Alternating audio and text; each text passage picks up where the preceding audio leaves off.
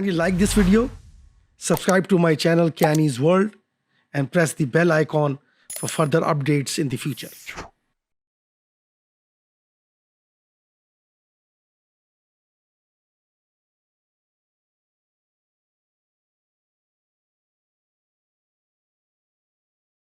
My name is Maria and I am the director of Dr. Faustus. Dr. Faustus is the story of a very brilliant but quite bitter academic who is frustrated with the limits of his knowledge. He becomes fascinated with the black arts and decides to try and conjure a demon or a devil called Mephistopheles. He manages to do so, and when he meets Mephistopheles, he suggests a deal. And the deal is that Faustus gets 24 years of unlimited knowledge and power and fame. And in exchange for that, Mephistopheles, at the end of the 24 years, gets to take Faustus' soul to hell.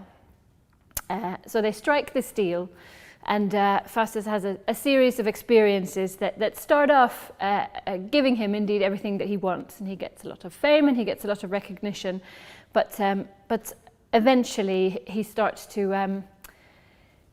doubt that it was the right decision, and the very thing that he wanted so badly at the beginning begins to destroy him until we get to a bloody conclusion. अच्छा साथियों, इस तरह से कि मैं आज का जो लेक्चर है उसको कुछ डिटेल्स में आपके सामने पेश करना चाहता हूँ उसकी कि what will study today. Our today lecture will be based on Christopher Marlowe's tragic hero. I mean, his conception of tragic hero. Or secondly, we will go towards the opening scenes of the play Dr. Faustus. And we'll see how the play is progressing. And we will see the character of Dr. Faustus developing in the first act. And how we see a transformation later on with his personality. तो ये हमारा agenda है आज का. और मेरे ख्याल में साथी अब काफी आ गए हैं. So let's move on with this agenda. तो साथियों, सबसे पहली बात तो ये है, and I'll start from here, that Christopher Marlowe's tragic hero is very different from the hero of medieval tragic hero of past. We see a departure, we see a difference between his hero and the hero crafted by a previous dramatist. सबसे पहली बात तो ये कि Christopher Marlowe का जो hero है वो जो उसका डिफरेंस है वो कहाँ से आ रहा है? वो डिफरेंस यहाँ से आ रहा है कि जो इससे पहले मिडिवल कॉन्सेप्शन ऑफ ट्रेजेडी थी, उसके अंदर जो हीरो था वो किंग होता था, प्रिंस था. वो इंतहाई नोबल घराने से उसका ताल्लुक था. जबकि क्रिस्टोफर मार्लो का जो हीरो है उसका ताल्लुक क्या है? उसका ताल्लुक एक आम घराने से, कॉमन फैमिली से. और वो उस फैमिली से अमर्ज हो रहा है. और वो अमर्ज हो रहा है किसकी बुनियाद पर? वो इस बुनियाद पर अमर्ज हो रहा है कि वो मेहनती है, लॉजिकल है, वाइज है, एजुकेटेड है. और उस एजुकेशन की वजह से, उसके नॉलेज की वजह से क्या हो रहा है कि वो सक्सेसफुल हो. और उसकी तो ये एक बुनियादी फर्क है किसके दरमियान में, एक हीरो के दरमियान में जो कि क्रिस्टोफर मार्लो का हीरो है. सबसे बड़ी बात यह है कि अगर हम इन दो चीजों को पहलू को सामने रखें कि एक नोबल घराने से ताल्लुक और दूसरी तरफ क्या है, एक लो पेरेंटेज है, तो हमें नजर ये आता है कि एक तरफ आइडियल हीरो है और दूसरी तरफ रियल हीरो है. तो क्रिस्टोफर मार्लोव ने बुनियाद रखी है एक real hero. He was the first one जिसने इंग्लिश लिटरेचर के अंदर एक ऐसे हीरो की बुनियाद रखी जो कि कॉमन फैमिली से ताल्लुक रखता है. उसके अलावा क्या है कि अगर उसको कॉमन फैमिली से देखें तो हम ये भी देखते हैं कि it's a tragedy of a single man. Rise है, फॉल है और डेथ है. यानी क्रिस्टोफर मार्लो का जो हीरो है वो राइज करता है अपने नॉलेज की वजह से, अपने अपने मेहनत की वजह से राइज करता है, फिर फॉल करता है और उसकी फिर death. So it's a single man tragedy. और फिर अगर देखिए, मैं यहाँ पर एक आपके सामने जायजा भी पेश करना चाहता हूँ, और वो जायजा पेश करना चाहता हूँ कि किस किस्म के हीरोज जो हैं वो मार्लोव क्रिएट कर रहा है अपने प्लेस में। 3 प्लेस जो है साथियों उसके बहुत जबरदस्त, they are outstanding, they are we can call them one of the best place written in Renaissance literature. Number 1 जो है वो टिम्बरलेन है, यानी मेरे ही हम नाम तैमूर, यानी उर्दू में अमीर तैमूर कहते हैं और इंग्लिश में के उसको कहते हैं टिम्बरलेन। टिम्बरलेन जो है उसका बड़ा जबरदस्त प्ले है। उसके बाद एक प्ले है डॉक्टर फॉस्टर जिसको हम पढ़ रहे हैं, और तीसरा प्ले जो मैं कोट करना चाहता हूँ वो है जियो ऑफ द माल्टा। तो 3 जो प्लेज हैं वो बहुत जबरदस्त प्लेज। अब हम देखते ये हैं कि इन तीनों प्लेस के अंदर किस किस्म का हीरो जो है वो क्राफ्ट किया जा रहा है by Christopher Marlowe. Christopher Marlowe के जो हीरो हैं वो क्या है, वो लिमिटलेस दुनिया चाहते हैं, वो चाहते हैं सब कुछ मिल जाए। अच्छा, एक दिलचस्प बात मैं कहूंगा कि वो उस चीज को हासिल करने के लिए जिंदगी में जो जिसे वो मैं लिमिटलेस कह रहा हूँ, चाहे वो लिमिटलेस पावर है, चाहे वो लिमिटलेस नॉलेज है, चाहे वो लिमिटलेस वेल्थ है, उसको हासिल करने के लिए सब कुछ कुर्बान करने को तैयार, यानी यहां तक कि अपनी सोल बेचने को तैयार। तो जो और इन अदर वर्ड्स उनके अंदर जो एम्बिशन है वो वही एम्बिशन है जिसको जिसको मैकियावेली की किताब दी प्रिंस में लिखा गया, यानी वो एम्बिशन जिसे वो कहता है कि मैं हुक और क्रुक मैं हासिल कर, मुझे कोई रूल्स को ओबे नहीं करना, मैंने I would do whatever it takes, you know. So हम देखते हैं कि उसके प्लेट टिम्बरलेन में क्या है, ग्रीड है, किसकी, पॉलिटिकल पावर की, पॉलिटिकल पावर चाहिए उसको। फिर हम देखते हैं कि डॉक्टर फॉस्टर्स में उसे उसको उसको उसको लिमिटलेस नॉलेज चाहिए, एम्बिशन है उसका कि लिमिटलेस नॉलेज आ जाए, वॉल्टिंग एम्बिशन है उसका, हद से बड़ा हुआ एम्बिशन। फिर दे जियो माल्टा में देखते हैं कि हद से बड़ा हुआ उसके पास एम्बिशन है किस चीज का, वेल्थ का, कि पैसा आ जाए, मैं सारे पैसे पे कब्जा करूं और पैसे से सब कुछ खरीद लूं। तो तीनों प्लेस के अंदर जो ट्रेजिक फ्लॉ है उसके कैरेक्टर्स में, उसका जो हीरो है उसका जो ट्रेजिक फ्लॉ है वो ये है कि वो हर चीज उसके जो क्या चाहिए वो लिमिटलेस है, और उसकी प्राइड जो है वो लिमिटलेस है, excessive pride, inspiring pride, ambition है जो रुक ही नहीं रहा, मैंने जैसे कहा कि वॉल्टिंग एम्बिशन। तो ये जब चीजें उसके पास आ जाएंगी उसके कैरेक्टर में, तो क्या ये रेनेसांस बोल रहे हैं इसके अंदर। रेनेसांस में भी यही है कि जो इंसान है वो कहता है वो इंडिविजुअल पे बिलीव करता है, वो इंडिविजुअलिज्म पे बिलीव करता है सारी दुनिया की चीजें मेरे लिए, मैं सबसे ज्यादा इंपॉर्टेंट हूं, मैं सब कुछ हासिल कर सकता हूं। इसीलिए क्रिस्टोफर मार्लोव का हीरो जो है वो रेनेसांस में है, इसीलिए डॉक्टर फॉस्टर्स जो है वो रेनेसांस में। ये है वो उसकी बुनियादी चीजें जो क्रिस्टोफर मार्लोव के हीरो को डिस्टिंग्विश करती हैं बाकी हीरो। और ये जो चीजें हैं ये हमें अब वन बाय वन हम ये जो फीचर्स हमने देखे हैं इन फीचर्स को हम स्टडी करेंगे किसके अंदर, क्रिस्टोफर मार्लोव के इस प्ले के अंदर। हम देखेंगे कि आया वाकई ये ट्रेजिक हीरो इस तरह से है या नहीं है। आइए मैं थोड़ा सा चाहता हूं कि आप लोगों के साथ जो है ये प्ले को शेयर कर लूं और फिर हम इस प्ले को थोड़ा सा स्टडी करें।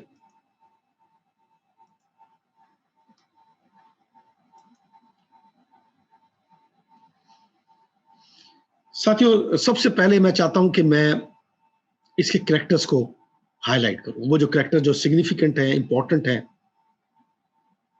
मैं चाहता हूं कि उनको स्टडी कीजिए। सबसे पहला जो इसके टाइटल है, अगर आप टाइटल ही देखें तो हमें पता चलता है कि ये जो प्ले है ये एक ट्रेजेडी को पोर्ट्रे कर रहा है, the tragical history of doctor Faustus, और ये 1604 में लिखा गया। इसके जो कैरेक्टर्स हैं, उन कैरेक्टर में जो नुमाया कैरेक्टर है उनमें सबसे ज्यादा डॉक्टर फास्टस खुद है। जैसे फास्टस कैरेक्टर, फास्टस है वो हीरो जिसके बारे में मैंने आपको बताया कि वो क्रिस्टोफर मार्लोव का एक यूनिक हीरो उसने क्रिएट किया, एक रियल हीरो है। उसके बाद डॉक्टर फास्टस के बाद उसके दो दोस्त हैं। ये दोस्त जो है ये मैजिशियन है, ये मैजिक पे बिलीव करते हैं, ब्लैक मैजिक के अंदर, और इन दोनों के जो नाम है वो वेल्डस हैं और दूसरा कॉर्लिनियस है। ये फ्रेंड्स हैं फास्टस के। ये फास्टस के साथ मिलके उसकी कंपनी में ब्लैक मैजिक करते हैं। उसके बाद वैगनर है, एक सर्वेंट है, इसका बड़ा दिलचस्प किस्म का कैरेक्टर है। ये एक कॉमिक रिलीफ भी है, यानी एक मजाहिया कैरेक्टर भी है, लेकिन ये भी बड़ा कमिटेड है। किसके साथ? ये कमिटेड है डॉक्टर फास्टस के साथ। उसके बाद एक कैरेक्टर इसका है an old man. An old man वो कैरेक्टर है जो कि वाहिद है जो ट्रू क्रिश्चियन है। ये कैरेक्टर जो है ये मन का सच है, और ये भी इसकी भी कोशिश क्या है, इसकी कोशिश भी ये है कि मैं किसी तरह फास्टस को जो है वो ये इस दुनिया से निकालूं, इस गुनाहों की दुनिया, सिंफुल लाइफ से निकालूं। ये उसको रोशनी दिखाना चाहता है, ये उसको हदायत देना चाहता है, ये उसे बचाना चाहता है। ये एक एक्सटर्नल कैरेक्टर। फिर उसके बाद जो है वो है लूसीफर। साथियों, लूसीफर वो है जिसको हम सैटर्न कहते हैं। बिब्लिकल रीडिंग अगर आप करें तो आपको पता चलता है कि जब हेवन से सैटर्न को नहीं निकाला गया था, तो जो सैटर्न था वो क्या था? वो जो था वो लूसीफर था। और लूसीफर जो है वो रिप्रेजेंट करता है हेल को, रिप्रेजेंट करता है the other side of God को। यानी जो विलन है गॉड के मुकाबले में, जो गुडनेस के मुकाबले में जो इवल है वो कौन है? वो है लूसीफर। और उसके बाद जो कैरेक्टर है वो है बीजलबब। बीजलबब कौन है? बीजलबब जो है वो उसका कमांडर है। वो जो है वो लूसीफर के कहने पर चलता है, और वो बेसिकली प्रिंस ऑफ हेल है। प्रिंस ऑफ हेल कैसी बात है! देखिए, एक तो हेवन का के जो होते हैं, एक प्रिंस किसका है? एक दोजख का भी प्रिंस है, यानी उसका भी जो है वो शहजादा है। और फिर उसके बाद क्या है? उसके बाद मेफिस्टो। मेफिस्टो जो है वो कौन है? मेफिस्टो जो है वो एक डेवल है, यूनिक डेवल है। इसे बड़े इसे आप सैड डेवल भी कह सकते।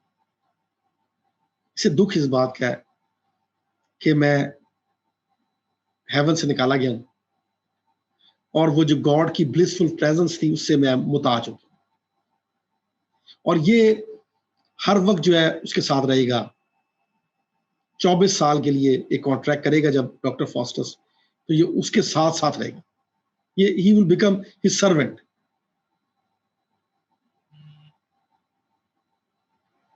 उसके बाद जो कैरेक्टर है वो है गुड एंजल। उसके बाद जो कैरेक्टर है वो इविल एंजल। ये तीन कैरेक्टर्स जो हैं ये good angel, bad angel, Mephisto, ये जो करेक्टर्स हैं ये किसके अंदर रह रहे हैं? ये डॉक्टर फॉस्टर्स के अंदर रहते हैं। ये उसका अंदर का इंसान। गुड एंजल जो है वो अच्छा इंसान है, उसकी उसकी अच्छी साइड है। जो बैड एंजल है वो उसकी बुरी साइड है। और जो मेफिस्टो है वो उसका कॉशियस है, वो उसका जमीर जो जो सो गया, जो जमीर जो है जिसका कोई जो कि जो बिक चुका है, उसकी कोई आइडियोलॉजी नहीं। तो ये जो तीन कैरेक्टर्स हैं ये क्या करते हैं? ये रिप्रेजेंट कर रहे हैं उसका inner conflict. Very very important. मैंने अभी शुरू किया इस प्ले को तो मैंने चीजों को वजाहत करना शुरू कर दी। So it's very significant for us to understand the inner conflict of our characters, of our tragic hero. Because if there is no inner conflict, then there will be no Dr. Faustus damnation. फिर उसके बाद है the 7 deadly sins. ये हर एक ऐसे play के अंदर जो रिफॉर्मेशन के लिए है उसके अंदर पाए जाते हैं। ये डेडली सिंस कौन से हैं? प्राइड है, क्लॉटनी है, डिसेप्शन है। ये वो है जो जिसकी वजह से इंसान जो है वो क्या है कि वो गलत रास्ते पर चलता है। ये वो सिंस है। और यहाँ पर जो सिंस जो है ये कॉमिकल रिलीफ के लिए पाए जाते हैं। लूसीफर इनको इनवाइट करता है कि चलो यार डॉक्टर फॉस्टस को खुश करते हैं। ठीक है। अब जो चीज कोरस के अंदर सिग्निफिकेंस क्या है? कोरस के अंदर जो पहले कोरस है, देखिए एक तो ग्रीक कोरस था जो सब लोग मिलके करते थे, और यहां पर क्या हो रहा था? कोरस इंडिविजुअल भी, क्योंकि एलिजाबेथन थिएटर है, रेनेसांस थिएटर। इसके अंदर हमें पता चलता है कि जो डॉक्टर फॉस्टस है वो उसने पीएचडी की, और वो क्या है कि वो जो है वो उसके जो पेरेंट्स हैं, now is he born his parents base of stock, यानी उसके जो पेरेंट्स हैं वो क्या है? वो आम लोग। और यहीं से कोरस की सिग्निफिकेंस ये है कि इस कोरस से हमें पता चलता है कि ये हीरो जो है ये आइडियल हीरो नहीं है, बल्कि ये रियल हीरो है। कोरस से हमें उसकी बैकग्राउंड पता चलती है, क्या उसने अचीव किया है, और उसके बाद जो है वो एक्ट नंबर 1 स्टार्ट होता है। जब एक्ट नंबर 1 स्टार्ट होता है तो हमें पता ये चलता है कि फॉस्टर्स जो है वो अपनी स्टडी रूम में पढ़ते हैं, क्योंकि किताबों का दीवाना है। He loves to read and study, and that's his quality. He progressed because he loves to read, and he's a scholarly man. He's a university professor, and he just got his PhD. और हमें पता चलता है कि वो different किताबें खोले, और जब वो डिफरेंट किताबों को स्टडी करता है, लॉजिक को स्टडी करता है, तो उसे पता चलता है यार ये तो आर्गुमेंट के लिए सिर्फ, ये तो मैं पढ़ चुका हूं। और फिर उसके बाद जो है वो फिजिक्स को खोलता है, कहता है ये तो मैं पढ़ चुका। मेडिकल साइंस को पढ़ता है, मैं तो पढ़ चुका। लेकिन वो कहता है कि नेक्रोमेंसी एक ऐसी चीज है, ब्लैक मैजिक एक ऐसी चीज है जो मैंने नहीं पढ़ी, और वो चीज जो है वो क्या कर सकती है? वो मुझे एक्सेल कर सकती है। क्योंकि कैरेक्टर हमारा क्या बड़ा होशियार, आपकी तरह मेरी तरह तो नहीं, खैर मैं तो बोल रहा हूं, लेकिन आप लोग माशाल्लाह बड़े समझदार और तेज हैं। तो क्या है? कैरेक्टर को पता चल जाता है कि यार ये चीजें जो है ना, ये मुझे तो I already learned all these things, I don't need it any more. और जब ये तसव्वुर उसके पास दिन में आता है कि यार ये these are the things I already know, तो फिर उसे ख्याल आता है कि I should learn the thing of profit and delight. यहां से मैं आपके साथ कनेक्ट होना चाहता हूं। अब बताएं कि मेरे साथ कौन पढ़ेगा आज?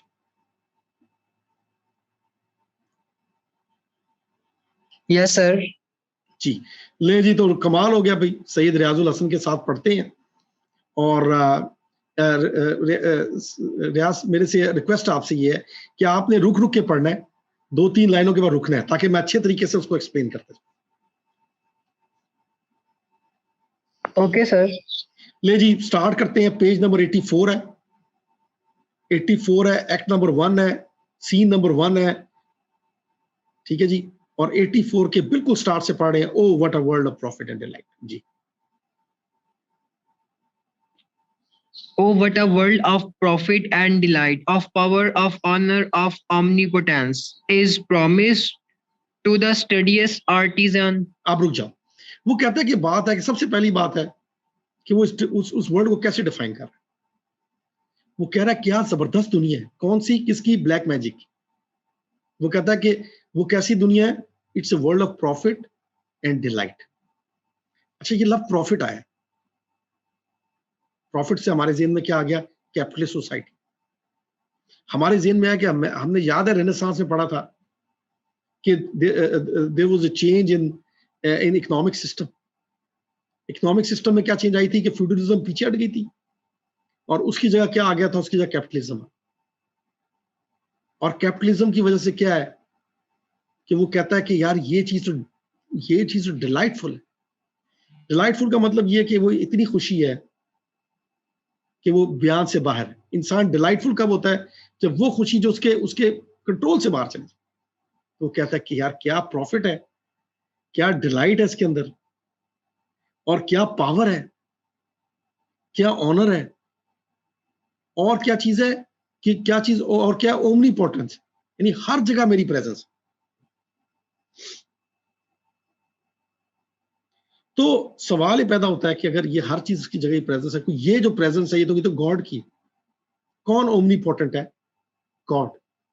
तो वो कह रहा है कि ये ब्लैक मैजिक के जरिए तो मैं क्या कर रहा हूं कि मैं अपने आप को, वही क्वालिटी मेरे अंदर आ रही जो गॉड के पास। और वो कहता है कि ये क्या प्रॉमिस है? किसको प्रॉमिस है ये चीजें? ये पावर, ये डिलाइट, ये ऑनर, ये किसको है?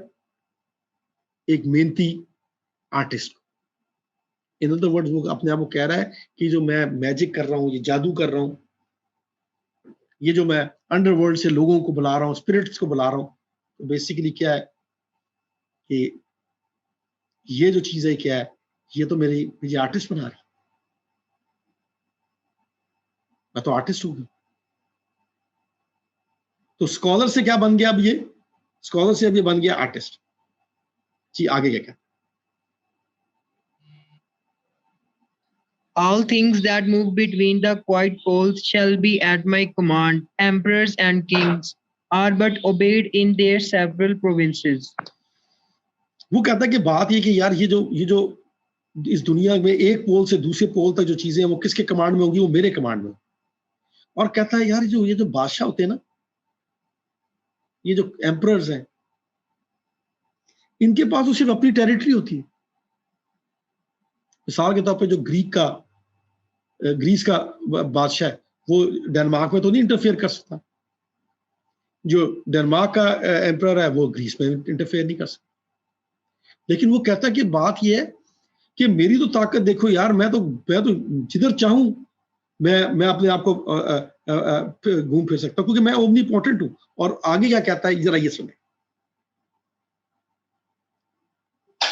Nor can they raise the wind or rend the clouds, but his domination that exceeds in this stretches as far as doth the mind of man. A sound of magician is a mighty god. Here fastest tired their brains to gain a deity. आप देखिए यहां से वो damnation की पहली stage पे पहुंच। Damnation क्या होती है? जो जो जो जो डैम्ड हो जाए, जो जिसको जो फारिग हो जाए, अल्लाह की बख्शिश से फारिग हो। ये पहली स्टेज पे खड़ा है। क्यों? वो कहता है कि बात ये है कि कोई ऐसा तो नहीं है, ये बादशाह जो एम्परर्स हैं ये क्या हवाओं को ला सकते, तूफान ला सकते? और रेंट द क्लाउड, रेंट किसे कहते हैं? रेंट करना, स्प्लिट करना, बादलों को स्प्लिट करना। ये कर सकते? नहीं कर सकते। लेकिन मैं करता हूं क्योंकि ब्लैक मैजिक मेरे पास आ गया तो मैं कर सकता हूं। वो कहते हैं कि इनका जो ताकत है वो तो सिर्फ एक खास जगह महदूद है। मेरा तो मैं इंसान के माइंड तक पहुंच सकता हूँ।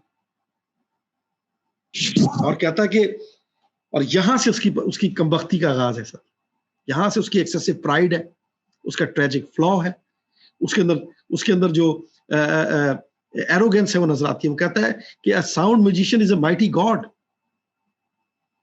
कि अगर मैं अच्छा जादूगर हूं, जबरदस्त जादूगर हूं, तो मैं क्या हो सकता हूं? मैं क्या हूं? मैं माइटी गॉड हूं, खुदा हूं मैं। Here Faustus, tire thy brain to gain a deck. कहता है ले यार खुदाइयत यार, ये तेरे हाथ में। ये है साथी उसका स्टार्ट।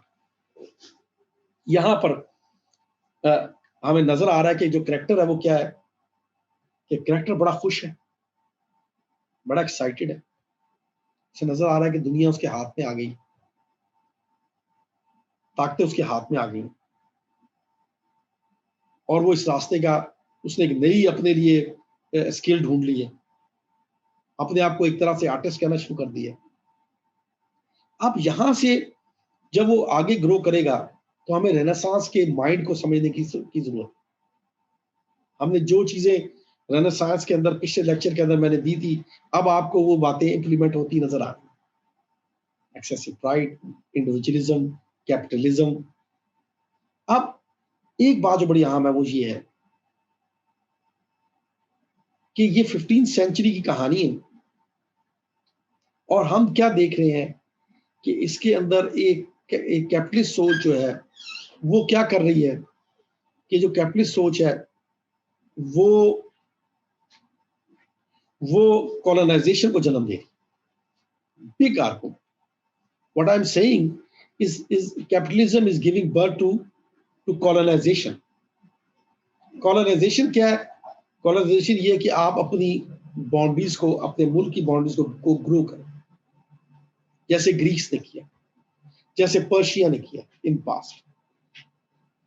और आप ग्रो करके क्या करें कि आप मुख्तलिफ जगहों पे कब्जे करें। ये जो एलिमेंट है, ये एलिमेंट हमें नजर आ रहा है, और बड़ा दिलचस्प है क्योंकि इसमें इंडिया का जिक्र नहीं, और इस वक्त तक ब्रिटिशर्स का नहीं आए थे इंडिया। तो आप अंदाजा लगा सकते हैं कि लिटरेचर जो है वो कैसे प्रिडिक्ट करते हैं, फ्यूचर को प्रिडिक्ट करता है। एक बात। नंबर 2, जो लोग क्रिस्टोफर मार्लो को पढ़ रहे थे वो यूनिवर्सिटी के ग्रेजुएट्स, और जब वो इसे पढ़ रहे थे तो वो सोचते होंगे कि यार ये तो, क्योंकि क्रिस्टोफर मार्लो जो था उनके लिए क्या बन गया, एक सिंबल बन गया कि फ्यूचर का। तो यहां से हम देखिए कि हम शुरू करें, एंड पे आ जाएं। ये पेज नंबर 84 ही है, लेकिन लाइन नंबर 76 है। Faust, how am I glutted with conceit of this. How am I glutted with conceit of this? Shall I make spirits fetch me what I please? Resolve me of all ambiguities. Perform what desperate enterprise I will. I will have them fly to India for gold. Ransack the ocean for Orient pearl. अच्छा रुक जाए। अब वो कहता क्या है? वो कहता कि यार मैं तो ऑब्सेस्ड हो गया हूँ इस फंटास्टिक व्यू से। ठीक है, अब देखिए एक और चीज है बड़ी दिलचस्प है, ऑब्सेशन। जो ऑब्सेशन है वो क्या चीज है? ऑब्सेशन जो है वो ये चीज है कि आप एक चीज में इतने मैव हो जाएं कि आपको कोई और चीज नजर ही ना आए, कोई और ख्याल आपको जो है वो नजर ही ना आए, बाकी चीजों की अहमियत ही ना हो। तो ऑब्सेस किससे है? एक ख्याल से है कि यार अगर मैं इन स्पिरिट्स को, इस अंडरवर्ल्ड से जो स्पिरिट्स है इनको फेच कर लेता हूं, यानी ये मेरे काबू आ जाए, तो ये they can fetch me anything, वो कोई भी चीज मुझे ला के दे सकती। मिसाल के तौर पर मैं तो क्या कहते हैं कि इंडिया जा सकता हूं, और इंडिया से क्या हासिल कर सकता हूं? गोल्ड। और मैं ओशंस की गहराइयों में से क्या निकाल सकता हूं? हीरे जवाहरात। यहां पर हो जाए। इसका मतलब क्या है? इसका मतलब ये कि क्रिस्टोफर मार्लो के जमाने में ये बात मशहूर थी कि जो इंडिया है वो इससे गोल्डन स्पैर, सोने की चिड़ी। और ये जो उसके 150-200 साल बाद ईस्ट इंडिया कंपनी आती है। इसका मतलब क्या? इसका मतलब ये है कि ये सोच जो थी रेनेसांस के पीरियड के अंदर फ्लरिश कर रही थी, और फ्लरिश कर रही थी, वो ये थी कि हम इंडिया को क्या करें, अपने काबू करें, और वहां से काबू करके क्या करें, हम वहां से सोना ले लें। अब आपने देखा सोमनाथ के मंदिर को देखें, हम देखते हैं कि उसके ऊपर बार बार अटैक होता है क्योंकि वहां पे सोना था। हम ये भी देखते हैं कि 25% of the GDP of the world जो थी वो किसकी थी? वो इंडिया की थी। डॉक्टर शशि ये कहते हैं कि 25% ऑफ द वेल्थ जो थी दुनिया की, वो एक इंडिया के पास। और फिर ये आरजू क्या है? आरजू है कॉलोनाइजेशन की। ये कॉलोनाइजेशन भी गलत तरीके से होती है, और जो जादू है वो भी क्या होता है? वो भी गलत तरीके से। क्योंकि दोनों चीजें क्या हो रही हैं? गलत तरीके से प्रैक्टिस हो रही है। ये वो बातें हैं जो ये सोच रहा है, इसका दिमाग है, कहते हैं ना कि स्काई हाई एम्बिशन है इसका, और ये सोच रहा है कि यार मैं तो है ना, ये तो बड़ा अच्छा मौका मिल गया है। और इसी दौरान में क्या होता है कि इसके दोस्त आ जाते हैं, उन दोस्तों के साथ ये जाता है। अच्छा जी, अब क्या हो रहा है? ये अपने दोस्तों के पास जाता है, और दोस्तों के पास कॉर्निलियस के पास, और उनके पास जाके कहता है कि यार बैठते हैं, और ये जादू से सीखता है, और वो जादू सीखता है, जादू करता है। तो होता ये है कि मैं जरा ये तरफ उसको आगे ले जाऊं।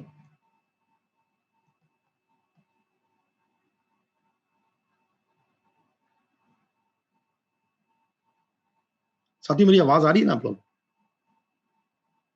Yes sir. होता क्या कि ये अब जादू करता है, और वो जब जादू करता है तो क्या होता है कि अचानक जो है वो मेफिस्टो आ जाता है। मेफिस्टो जब आता है तो वो उसको देख के ये घबरा जाता है कि यार अजीब व गरीब उसकी शक्ल होती है, ज़ाहिर है वो डेविल है, ठीक है। और अब कामयाब भी हो गया, पहली दफा कामयाब हुआ है किसको? एक डेविल को बुलाने में, एक रूस के पास आके, या बदरू आके। तो क्या कहता है उसको? ये पेज नंबर है 94, और यहां पे आ जाइए 23 लाइन के बाद है inter Mephisto. I charge thee to return and change thy shape. Thou art too ugly to attend on me. Go and return an old Franciscan friar.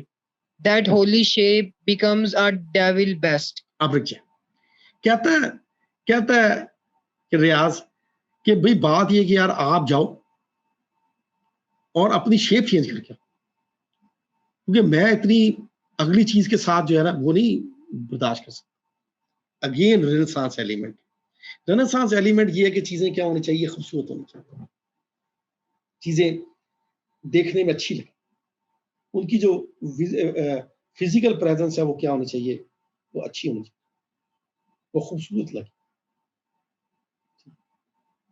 वो कहता है जाओ तुम अपने आप को चेंज करके आओ, और तुम क्या बन के आओ? तुम फ्रायर बन के आओ। अच्छा, यहां पर ये बड़ी इंपॉर्टेंट चीज कि वो उसे कह रहा है कि तुम जाओ फ्रायर बन के आओ। फ्रायर कौन है? फ्रायर एक क्लर्जी मैन, एक रिलीजियस मैन। तो अगर रिलीजियस मैन है तो उसका मतलब क्या है? इसका मतलब ये हुआ कि जो रिलीजियस मैन है, जो क्लर्जी मैन है, उसके रूप में वो क्या किसको कह रहा है? डेवल के को कि तुम उसका रूप धारो। इसका मतलब क्या है कि वो चर्च के खिलाफ, यानी इन अदर वर्ड उसने क्या किया कि जो चर्च की रिप्रेजेंटेशन है वो तो इवल की नहीं है, वो तो क्या है? वो तो एंजल की है। और वो एक एंजल को क्या कह रहा है कि तुम, डेविल को कह रहा है कि तुम एंजल का रूप धार के आओ मेरे पास, ताकि मुझे तुम अच्छे लगो, ठीक है। ये उसकी बातचीत उसके साथ चल रही है। ठीक है, और वो खुश होता है, कहता है यार कमाल हो गया यार फास्टस कि तूने उसको भेजा है, वो चला गया है, क्या ताकत देख तू कि डेविल आया है और डेविल को मैंने यूं कहा है और वो फिर वापस चला गया। तो जरा जरा देखिएगा यहाँ पर re enter Mephisto like a Franciscan friar. Ji